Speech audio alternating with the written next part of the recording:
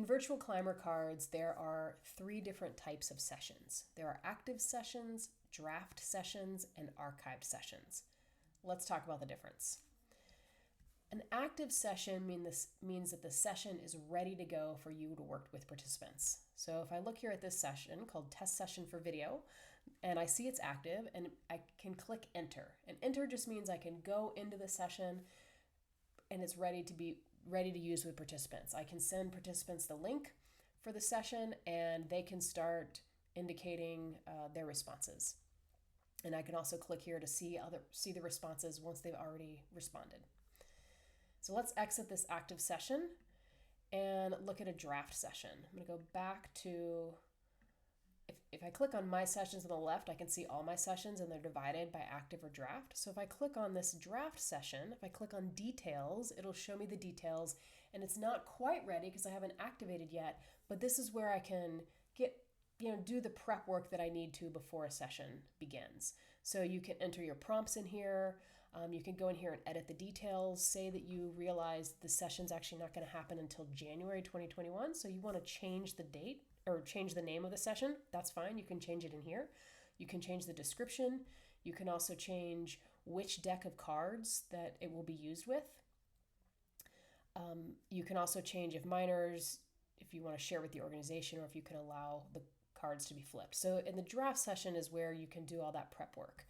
And then I can activate the session. And then once I do, now it's live and it's usable with the group. Now, even after I've activated, I can still go in and edit the details. I didn't hit save. Don't forget to hit save. Anyway, even after I make it active, I can still edit details anytime I need. When you're finished with a session, you want to archive the session because you can only have so many active sessions at a time depending on what level of account you have. And an archive session just means it's a session that you're no longer using anymore. Now, and it won't show up here under My Sessions. You have to click over on the left where it says Archived, and then you'll be able to see the sessions that are archived. Now, for archive sessions, you can reactivate them in case you realized, like, I'm not going to work with that group for a month, but then a month later you want to come back and work with them again, you can reactivate the session. So that's the nice thing about the archive sessions. And the archive sessions, it's nice to archive them when you are done. For one, you can only have so many active sessions, but also it keeps this clean. It keeps your session clean so that you don't have too much going on. It doesn't get too cluttery.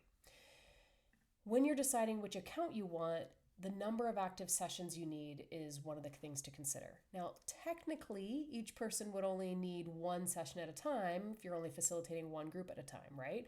But having additional active sessions is mostly for convenience. And it just makes it a little bit easier to